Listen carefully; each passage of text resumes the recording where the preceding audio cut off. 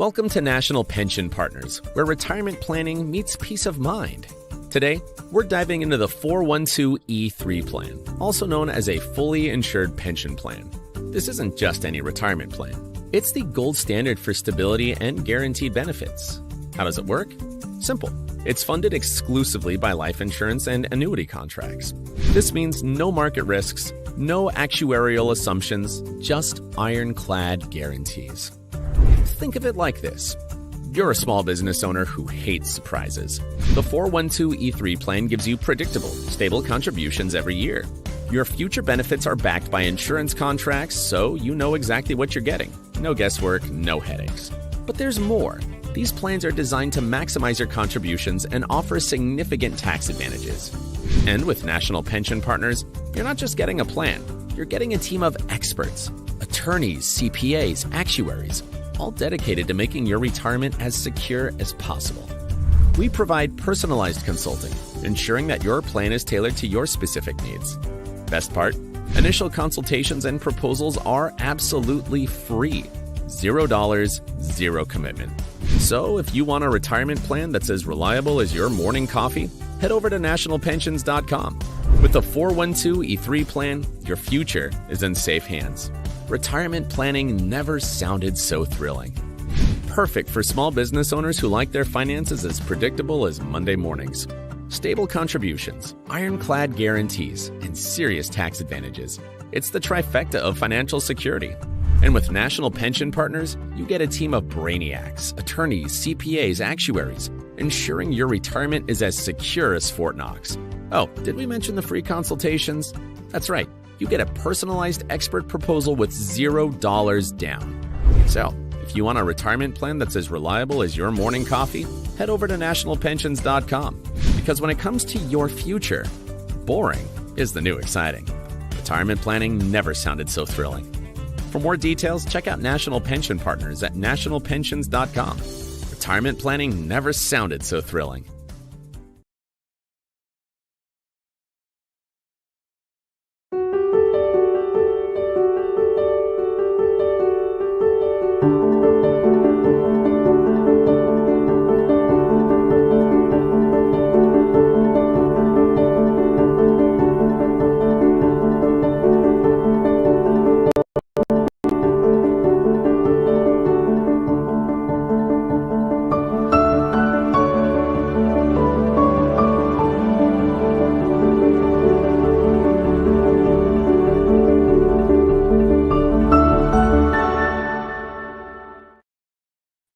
Hello, everybody. Welcome to Economics with the Honorable David M. Walker, the former Comptroller General of the United States. My name is Nick Pallavita.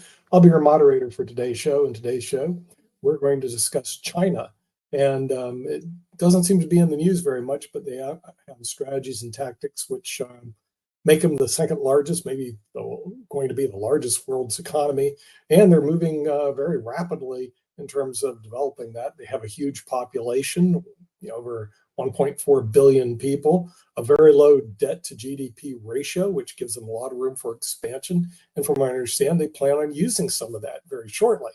And if they do, what implications will have to the West? So with that, we're going to bring in the Honorable David M. Walker, the former Comptroller General of the United States, to give us some insights on the developments of China, which do not seem to be much in our national debate as we focus on immigration and other issues. So David, it seems to me China is extremely important, being the world's second largest economy and soon to be the largest economy in the world. What is your take on what's going on in China right now? Well, first, happy Columbus Day for those of you in the United States, or Indigenous Peoples Day, depending upon which name you prefer. Let me give you some opening comments on this, and let me start by something that was in the paper today, and that is that China, the People's Republic, engaged in another military exercise around Taiwan, the second one since May, and this one was a trial run at conducting a blockade of Taiwan. And as you know, I've said for some time, and it's referenced in the book, that I think in all likelihood, if China is going to try to do something with Taiwan, they would start with a blockade. They would try to strangle them. As we know, 85% roughly of the high-end chips are manufactured in Taiwan. So that would have a serious adverse effect, not just on Taiwan, but on the United States and many other countries around the world. I've also noted in the book, American 2040, still a superpower question mark, that there's an alliance against United States interest led by China, Russia, Iran, and North Korea. And that alliance includes economic, diplomatic, military, and cultural issues. The main aspect from a Chinese standpoint is the Belt and Road Initiative. That Belt and Road Initiative spans several continents, and it covers all four of those dimensions, repeating again, economic, diplomatic, military, and cultural dimensions. They have a plan. They're executing on the plan. Part of that plan is to gain access to critical minerals and other resources. Part of the plan is to gain access to critical ports and also to be able to create leverage over countries. They're particularly aggressive in this regard in Africa and in South America, and they're making some real inroads. Again, the Chinese have a reputation of thinking long-term, of having plans and executing on the plan. Unfortunately, in the United States, we don't think long-term. We don't have adequate plans, and therefore we're not executing on them. By the way, China already has the largest economy on earth if you go by purchasing power parity. It's second based on nominal dollars. China has the second largest population now. India has now passed them. India is still growing, and China is not with regard to population. An after effect of their one-child policy, which they've suspended now, but has a long-term impact. And the last thing I would say to start us off is it's not just the alliance that I mentioned before. China is a key part of the BRICS effort, and the BRICS are expanding. They're supposed to meet later this month in Russia. We expect they will add a number of countries to their group, and they've also announced their intention to form a new reserve currency that would be backed 40% by gold and 60% by a basket of other currencies that to challenge the dollar. Now, I don't think the dollar is going to lose reserve currency status, but I do think this new currency, if it's successful, could reduce our market share, which means we're going to have to pay higher interest rates to borrow, which means that we're not going to have as many advantages on trade, and it's going to limit our ability to impose economic sanctions. And so last thing I would say is, China is the first or second largest purchaser of U.S. debt, or has been within the last few years. But both their appetite and the appetite of the Japanese has been reduced. And therefore, on one hand, we've got significant increases in debt due to estimated deficits of $2 trillion a year this fiscal year and moving into the future, whereas the demand for our debt to purchase our debt is declining. That's a problem. So in the short term, we may be okay, but there are a number of red warning lights going off that our leaders aren't taking seriously enough, some of which I've just mentioned. And let me turn it back over to you, Nick. Over. Okay, well, yeah, there's a lot of problems in China. We're going to bring in some people that work in the area of the Far East. First of all, we have Sherry Frena, who's joining us, who heads the World Talent Economic Forum and is also with Pod TV Asia. So he can give us some insight since he lives in that area. And then, of course, we have Shaquille Latmer, who's also in that area of the world, Australia, which I think they actually get influenced more by China than we do, but I'm not really sure. So I'll start with you, Sharif. What are you doing over in, what is the conversations over in Bangladesh and Indonesia, where you've lived, in terms of China? What are their thoughts about that? Okay, this is very interesting because for developing nations, development, what actually Mr. David Walker trying to say regarding Belt and Road Initiative, country like Bangladesh, India, Asia Pacific regions, Belt and Road Initiative is very strong. Let's say coming 30th October, all of the universities from China, they are coming to Bangladesh, around 50 universities. So they do focus on the youth communities. So what I am trying to say last 5 years, this talent economy, right? The youth community is the most important factor for global leaderships, and Bangladesh is a very good model for that. You know, the for corruptions and everything, the youth community, the student community, they go against the politicians and they come to power. Now, China focusing on these youth communities, education, research, and innovations. And also, Dr. Mohammad Yunus from Bangladesh, he's a country chief right now, he's a Nobel laureate.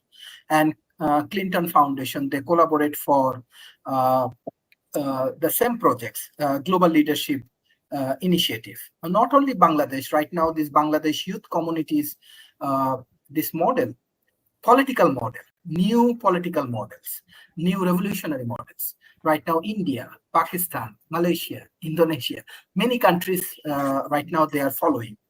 So in South Asia, we have 420 million youth.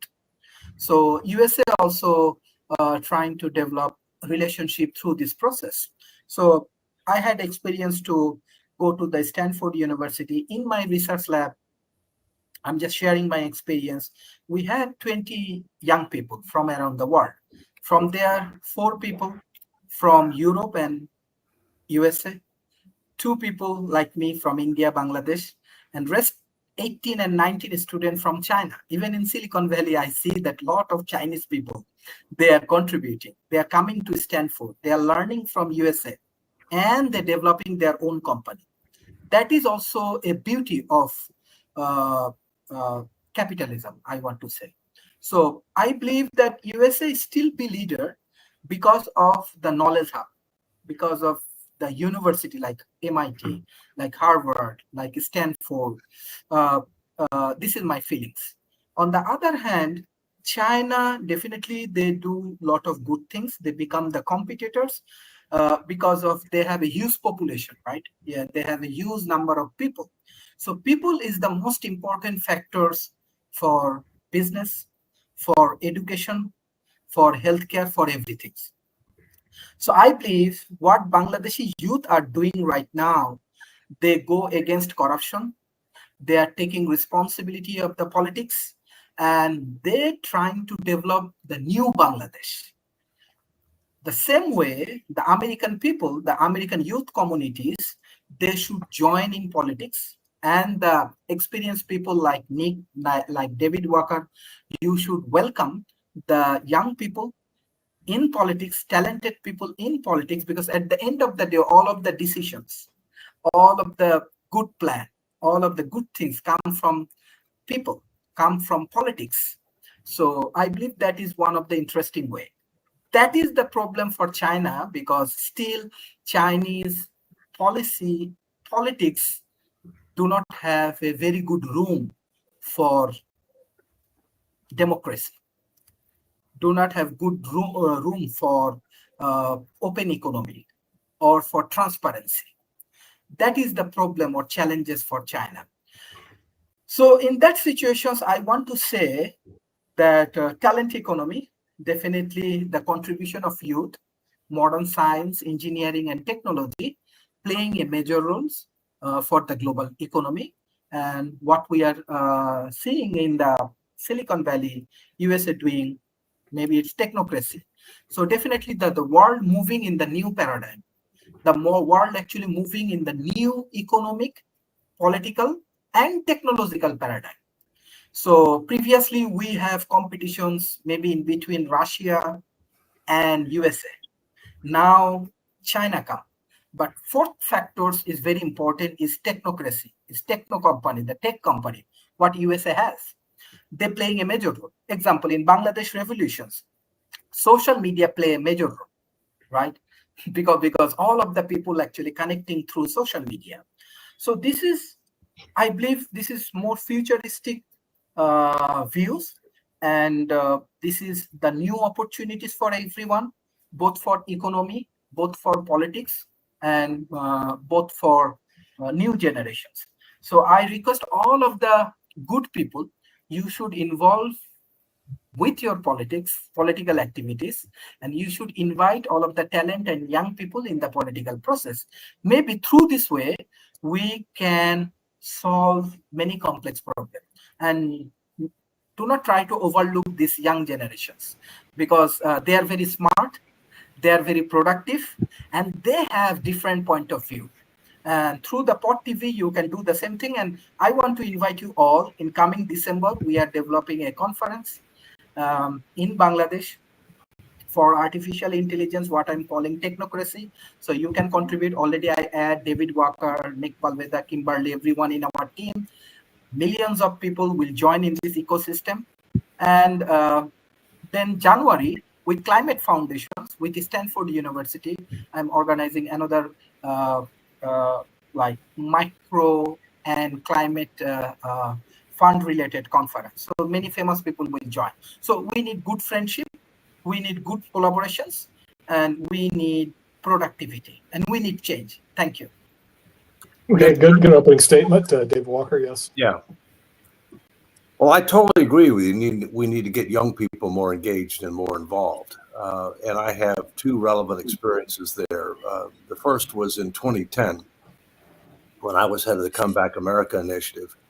I partnered with Stanford University, their master's program, and we created the first ever sovereign index for countries on fiscal responsibility and sustainability.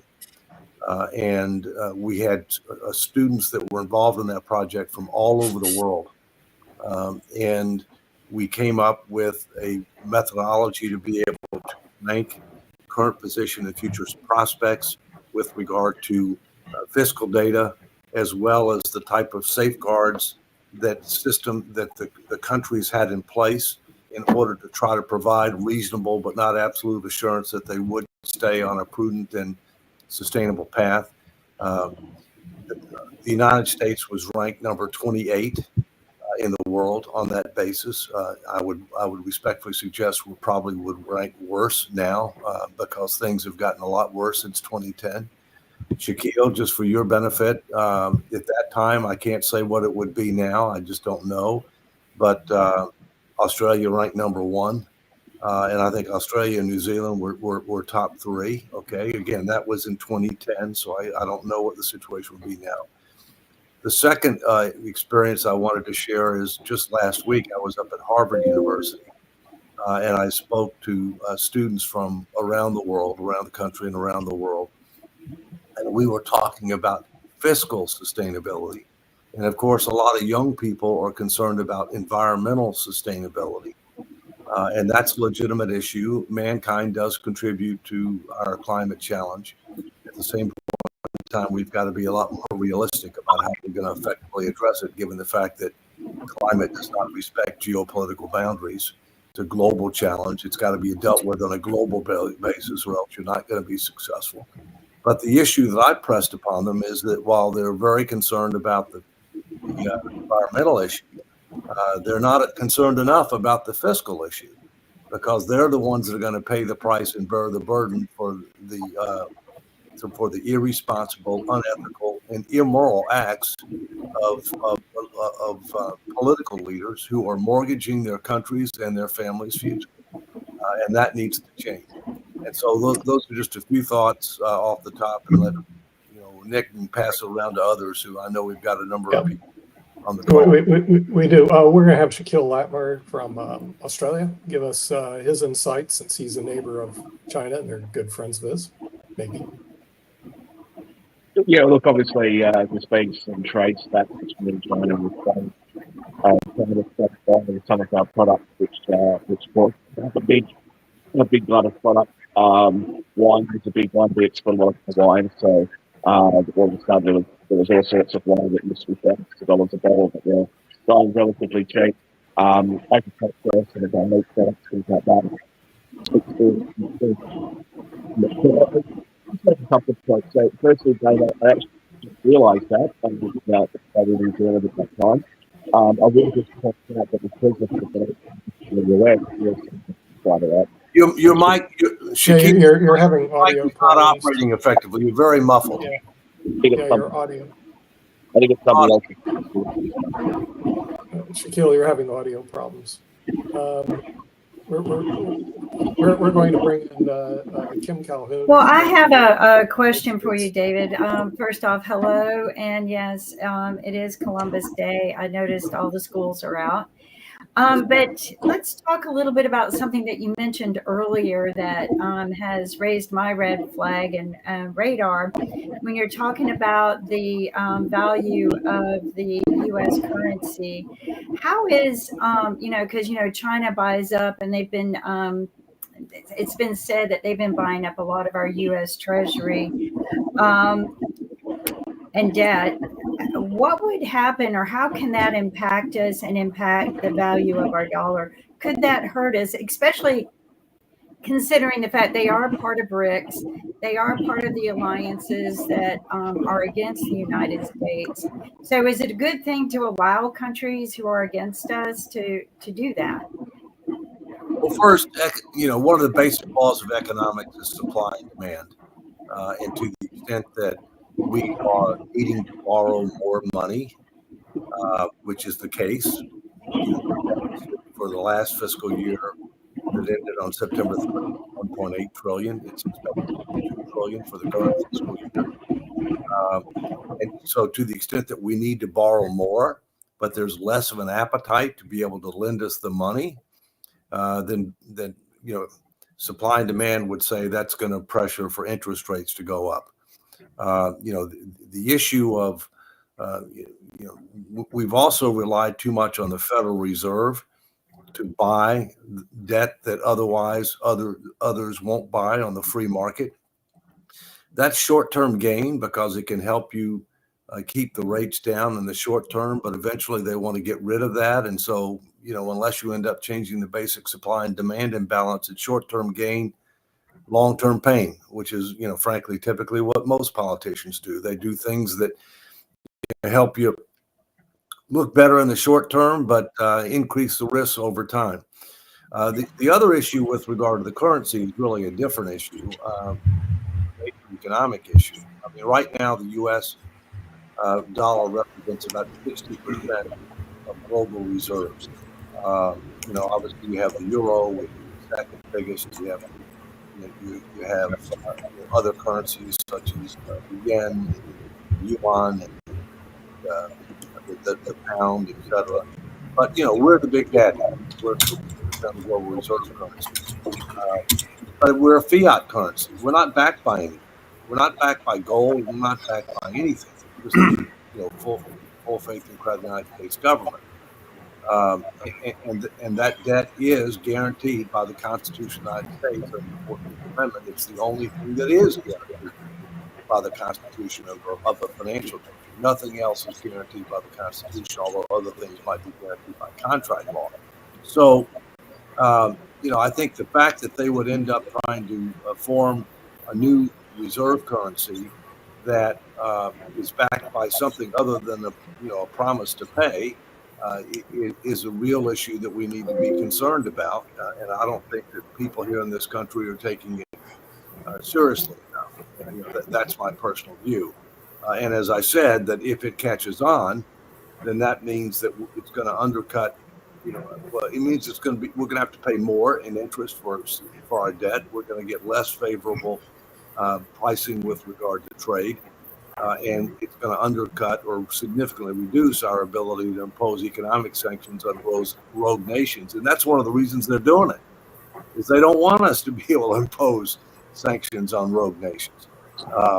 And again, I come back, the BRICS is much broader than just the four countries that I mentioned.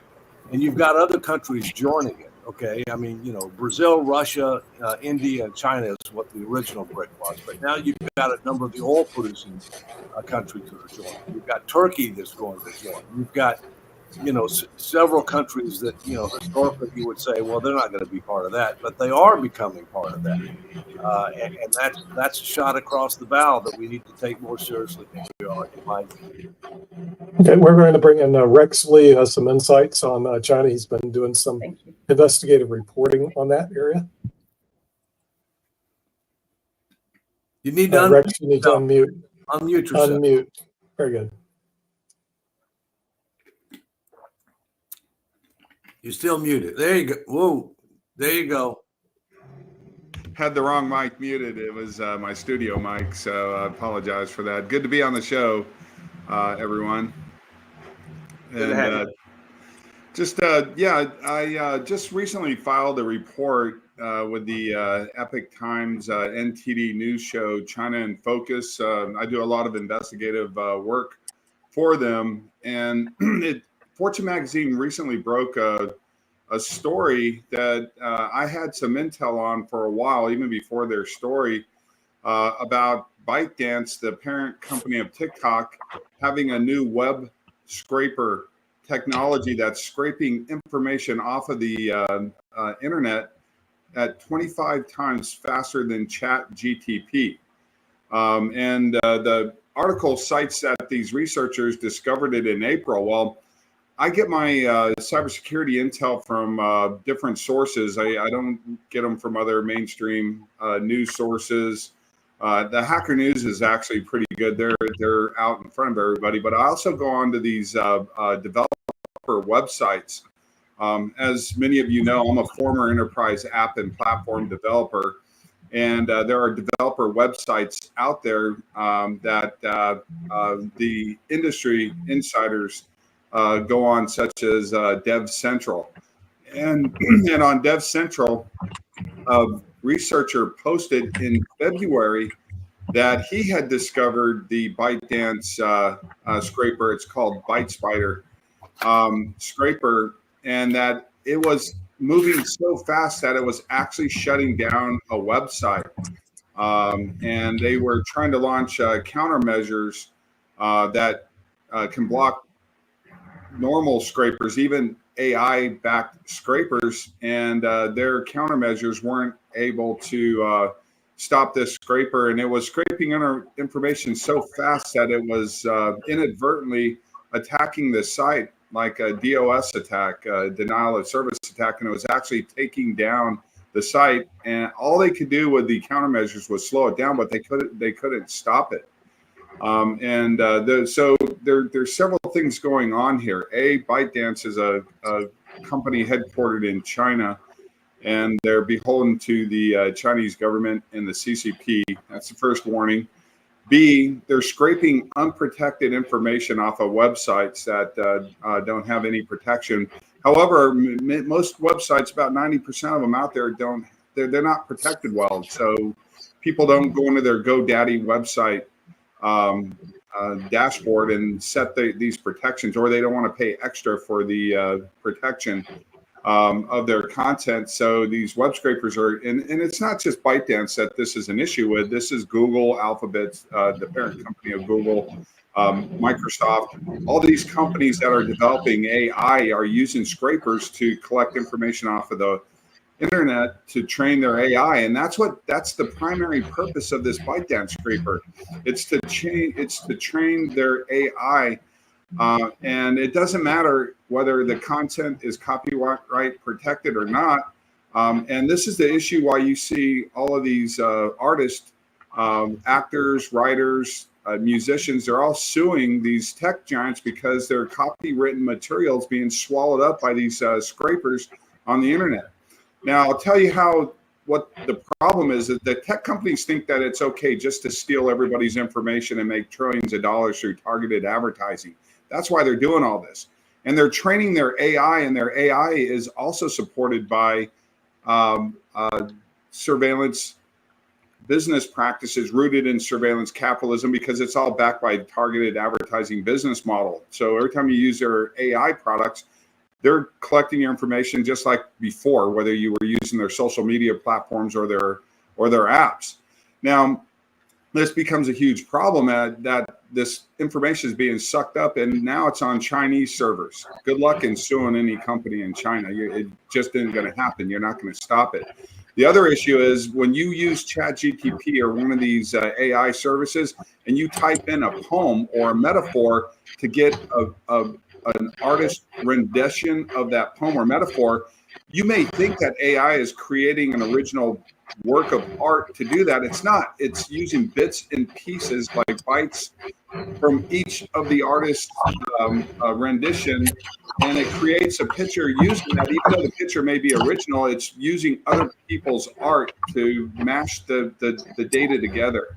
So think of it as, let's say you go into AI and you want a picture, and it uses a little piece of a Picasso work, a little piece of a Rembrandt work, and another artist's work. Those artists' work, even though you can mash them together and recreate something with it, it was their work, it was their artistry that created that AI portrait. It's the same thing when you say, hey, AI created this great song. No, it didn't. It uses a little bit of a chorus from another song, a little bit of a chorus from another song. It uses a little bit of instrumentals from another song, and it puts it all together, but none of it is original work. And then lastly, and we can open up this for discussion, it's horrifying to think that it's collecting at 25 times the rate of ChatGPT AI. To me, what that is a signature of is that they're using a quantum computer to scrape information. Nobody's seen this before. It's new technology, and it could be launched through a quantum computer that they have an access to through the Chinese government, because they have not proliferated, or at least we know they haven't proliferated to where companies can afford them, but governments have them. B, the fact that it can shut down websites with a DOS attack, a denial of service attack, it's similar to a DDoS attack, which is a distributed denial of service attack. This is a little bit different. Means that not only ByteDance can go and scrape all of your copywritten information off of your website, plus your company's IP, your pricing, your products. They can go after business websites, any website that they want to, and collect information. B, they can target your website with the web crawler and simultaneously steal all your information while taking your website down. So it can, in other words, it can be weaponized by the CCP.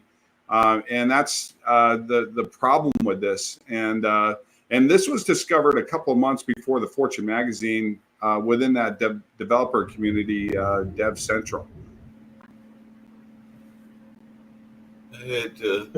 That sounds like a problem. Rick Rouse, you have a comment on that? Rick? All right, so I typed in, will China lead, and autofill completed the rest. Will China lead the world in AI by 2030? And then AI wrote a little essay for me that says the Chinese government has set a goal of becoming the world leader in AI by 2030. Then I looked up to see if the US has a plan, and we don't. No. So, and AI has the potential to double the world's GDP. So China, kind of has a plan, and we should have a plan to compete in AI because it will kick the world's ass. Well, the problem, Rick, is that everybody hears that AI, OpenAI, ChatGPT, which is heavily invested in by Microsoft and Alphabet, all want to lead in AI. But you got to ask this question: why is Google, Apple, and Microsoft distributing AI integrated apps and platforms from China? The fact is that Google, Apple, and Microsoft monopolize the OS market, meaning that no matter what connected product you buy, whether it's a smartphone, tablet, PC, connected vehicle, or connected TV, it's supported by the Android OS, Apple iOS, or Microsoft Windows 8, 10, or 11 OS. The problem with those operating systems is they're backed by a surveillance business plan rooted in surveillance capitalism, meaning that whatever you do or on those operating systems are called leaky operating systems. They support what's basically legal malware, which are apps that are going to collect over 5,000 data points from you associated with your business information, personal information, medical, health, legal, employment information, and other sensitive user data like your location data, your biometric data, and so forth. They're going to collect all that information and monetize it for targeted advertisers, which means that all the Chinese apps and platforms are supported by the same business model, including the AI integrated apps and platforms out of China. So since Google, Apple, and Microsoft control the operating system market that all of these apps and platforms work on, they also control the global distribution of any app, social media platform, or AI integrated product or service worldwide, meaning that you can only get access to these AI integrated apps and platforms through either Google Play, Apple App Store or Microsoft App Store, and or these Chinese companies like ByteDance will go to Microsoft like they've already done and cut billion-dollar pre-install app agreements where when you buy a Dell computer, it's pre-installed with the Windows operating system that has TikTok already pre-installed in there. So if Google, Apple, and Microsoft are competing against China for AI, you got to ask yourself, why are they distributing competitors' products that are integrated with Chinese AI?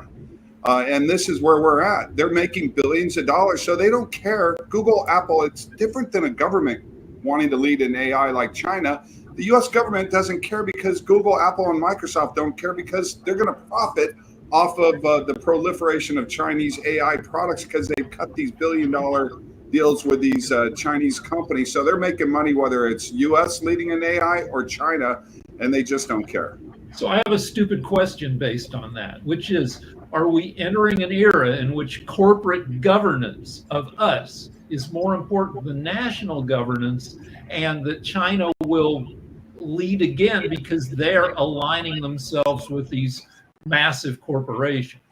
So you bring up a whole different problem there. I'm advocating for an electronic bill of rights. As a matter of fact, at South by Southwest, I met some filmmakers who've read some of my articles and stuff, and they wanted to do a documentary on a two-part article that I wrote in 2019, why we need an electronic bill of rights.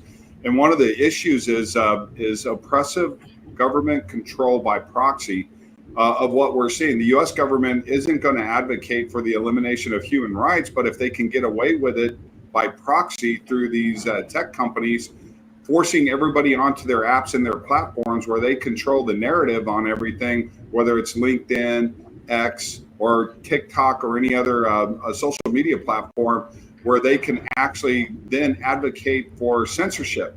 And we've already seen this. Mark Zuckerberg already came out on Joe Rogan's show and apologized for colluding with the FBI regarding government censorship. And then he recently again doubled down on another apology for actually colluding with the government over censorship regarding COVID news on Facebook. So he's already admitted that his social media platform has colluded with the U.S. government to censor legitimate news stories, as well as we know that Elon Musk released the Twitter files, which also showed that Twitter was in collusion with the government to censor news and so forth, whether the news is COVID related or election related. So now we see that these social media platforms are protected by Section 230, where they say we're not responsible for the content that's posted on our websites, but we can't be held liable as a news editor when we censor the stuff,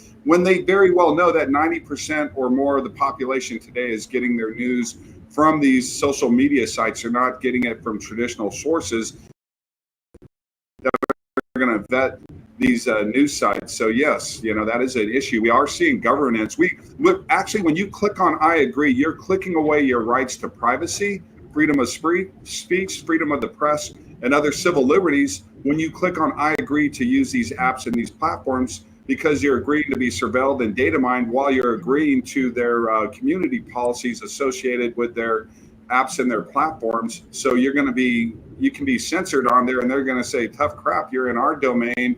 We pick and choose what you're going to see, whether it's legitimate or not. So we're seeing it now, oppressive government by proxy. Yeah. But I had a question for David as well. So I'll go to Rex first and everything. But everybody knows, because WhatsApp is very popular, that it's out there, and a lot of people are using that for their communications. But I've also seen one that is Eastern European based, I believe, and everything. So I was just wondering your take on both WhatsApp and Zangi, because I know I want to say Zangi is Eastern European, whereas I think WhatsApp is Asian based and everything. So I just wondered your take on these kind of telecommunication sources that people are using regularly. I'm sorry, which sources are they using? WhatsApp to communicate, as well as Zangi. Oh, WhatsApp is Facebook. So, they tell you that the information's encrypted until you read the terms of service. It's only encrypted in transit, and they employ what's called inking. If you ever see inking in your terms of service and you read them, like on Microsoft's terms of service for 365 and their email and LinkedIn and all their platforms, you'll see the term inking, which means they're key logging. That's actually key logging. They'll say, leave inking on so we can improve your services. Well, what they're telling you is that they're key logging you, meaning that they're tracking all of the raw keystrokes before the information's encrypted, meaning that it's only going to be encrypted when you send it to somebody in transit and they already know what you typed in. They already see your messaging. So those types of apps are backed by surveillance business model. The only one that what about the WhatsApp competitor Zangi? Because I know Zangi claims that they are 100% encrypted and that you can send anything and that they won't be tracked and everything. You have to look at Signal. I use Signal. Signal doesn't support any targeted advertising. If you have to click on I agree to use Zangi, then they're collecting your data. So that's the first thing you look at. As soon as you use, whether they say they're encrypted or secure or not, you have to look at it and see if you have to click on I agree. Now, there's decentralized apps and platforms out there that are Linux based. Purism is a company out of San Francisco that's one of my consulting clients.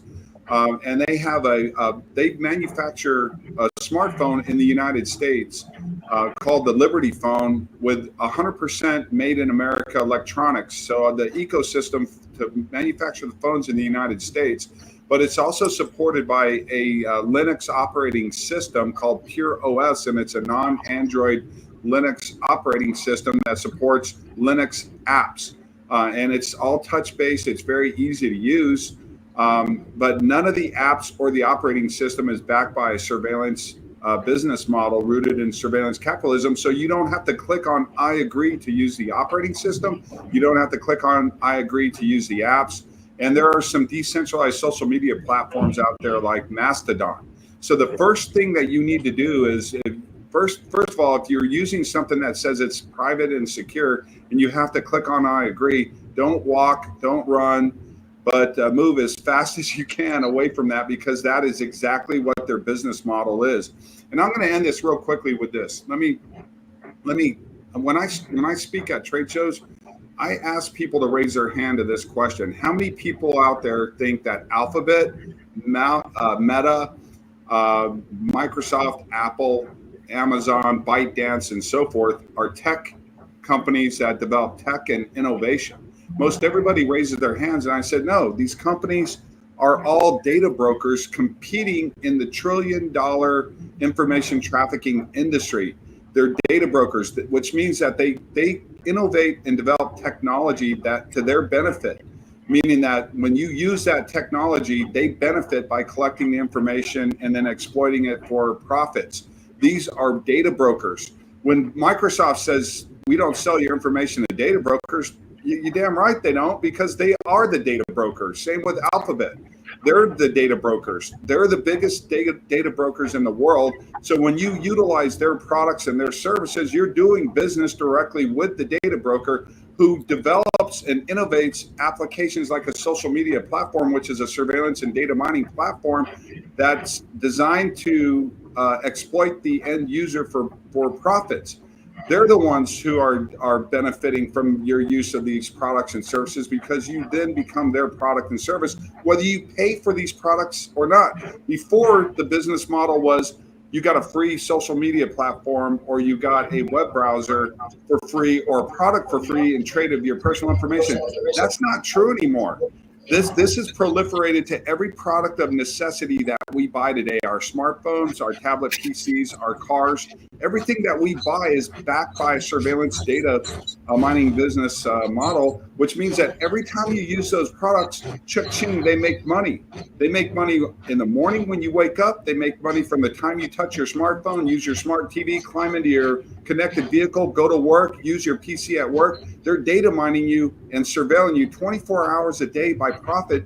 This is a form of consumer oppression because you can't utilize the products and services that you pay for without agreeing to the predatory terms of use through a contract of adhesion, which they make you sign. If you don't agree to that contract of adhesion, which are your terms of service, you can't use the products that you're paying for. So aside from being consumer oppressive, it's also a form of cyber slavery because you're sold into bondage to produce information by using the products and services that you're paying for, while they make billions and trillions of dollars off of the information that they exploit from you. Let's hear from Adam, because he's moving toward legal aspects. Adam, is the Chinese government hiding under the umbrella of the First Amendment to say, hey, we can do all this because freedom of speech? What are your thoughts on that? Muted. Unmuted. Yeah. No, because the First Amendment doesn't apply to China. But two issues that I have are, first, Mark Zuckerberg has admitted that Facebook colluded with or was influenced by the government to censor certain points of view, including conservative points of view. I'm wondering, David, if you think that turns Facebook into a state actor for purposes of the First Amendment. My second question regards privacy. In Smith versus Maryland in 1976, the Supreme Court created the third-party doctrine, which essentially says you surrender all your privacy rights when you voluntarily turn information over to a third party. But that was a decision made in a time when they did not anticipate the technological advances today. So should the third-party doctrine be modified to account for privacy issues that are implicated by modern technology? Well, I'll go to part of that. First, Zuckerberg admitted that the government tried to get them to censor certain things, and what he said was that they tried to influence them, and they did influence them. And in fact, Facebook did make changes to what they were allowing to be shared and shown based upon the government's action. At the same point in time, as I recall, Zuckerberg said that they made the decision what to do and what not to do. In other words, that they didn't automatically follow the instruction, but they were influenced by the government. My view is we clearly need to take a look at regulation with regard to these companies, whether it deals with the privacy issue or whether it deals with the freedom of speech issue. I think the exemption from being able to be sued is too broad right now, and I think that more work is necessary in that area. So the other issue that you have here is in January of 2024, there was a congressional hearing centered on consumer exploitation and child exploitation, which has led to the harm and death of social media end users. And at that congressional hearing, it was through the Senate Judiciary Committee. You had the CEOs of these app and social media platform developers there, including Mark Zuckerberg and Shou Chu of ByteDance was there, and so forth. And during that hearing, Mark Zuckerberg actually got up because there were parents there of the children who were addicted, harmed, and died as a result of using the social media platforms, which are supported by brain hijacking technology associated with manipulative advertising technology. This is the technology that addicts the people. It's not just teens that are addicted to this, it's adults too.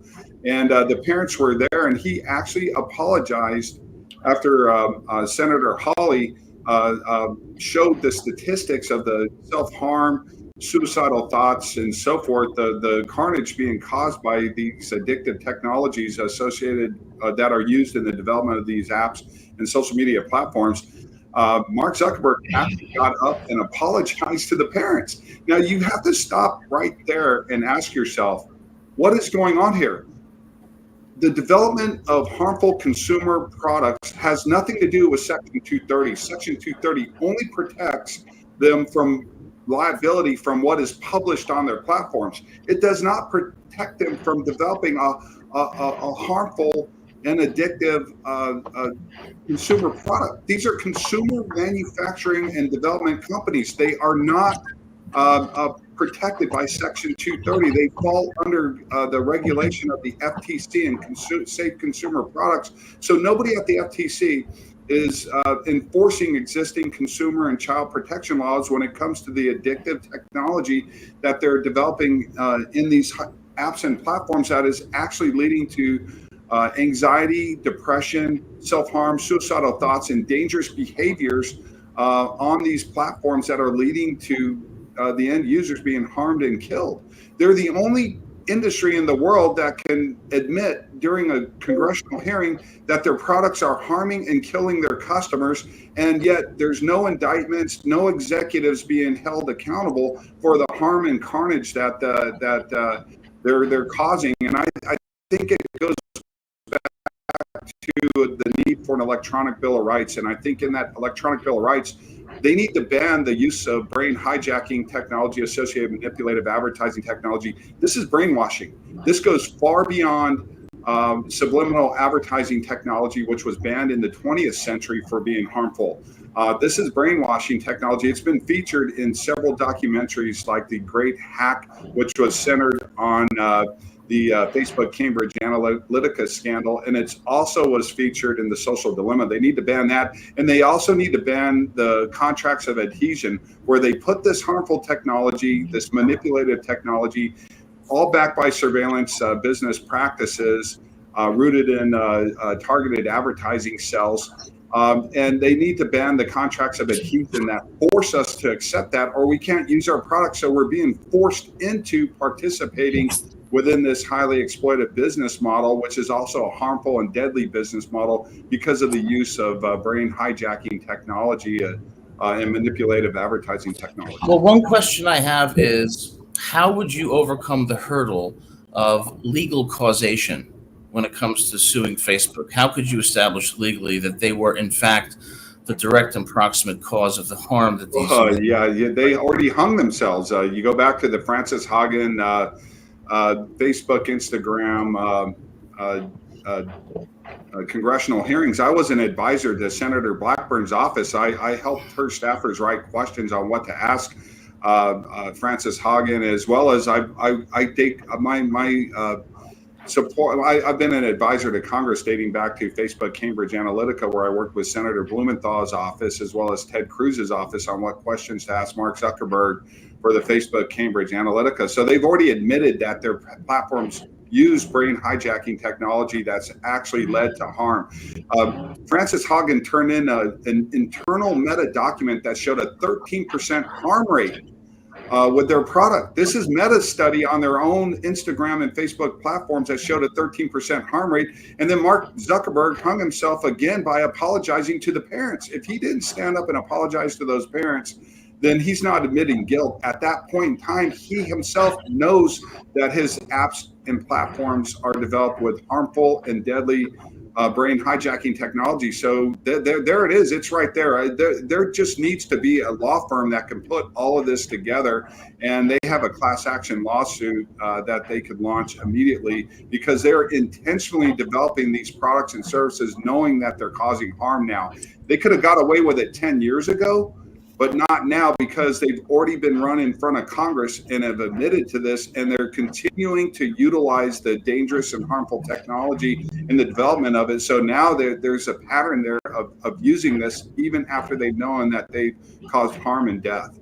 Really quickly, I had a quick question for David and everything, and it's pivoting away from this particular conversation. I know we've only got a few minutes to go, but David, what are your thoughts? Because originally we were talking about BRICS, and I did notice that quite a few of the newer nations that might be coming on, if they're not already on, are from the African continent. So I just wonder, are we ignoring, meaning America, a rich area that we need to be paying more attention to? Because when I look down there, I'm seeing some very powerful countries such as South Africa, Egypt, UAE, and Nigeria, and even Saudi Arabia on the African continent. So are we as the West ignoring that part of the world, and that's why they want to join BRICS? Well, China, as I mentioned before, has got a plan. A key part of that plan is the Belt and Road Initiative. It is designed to try to exploit access to key minerals, materials, and other things. They tend to be very significant on the African continent and on the South American continent, if you will. And so as a result, this is frankly, I think, part of their broader strategic initiative to try to gain influence and access around the world. Nigeria, believe it or not, is projected to pass the United States in population by 2050. Because one of the challenges that we haven't talked about, and China has it, is a demographic challenge. In the United States, for example, our birth rate is only 1.62. It takes 2.1 in order for the population to increase, which is one of the reasons that we need immigration, if you will. But we need legal immigration, and it needs to be part. It needs to be part of an overall plan that will enhance our economic situation, and while maintaining a pluralistic society.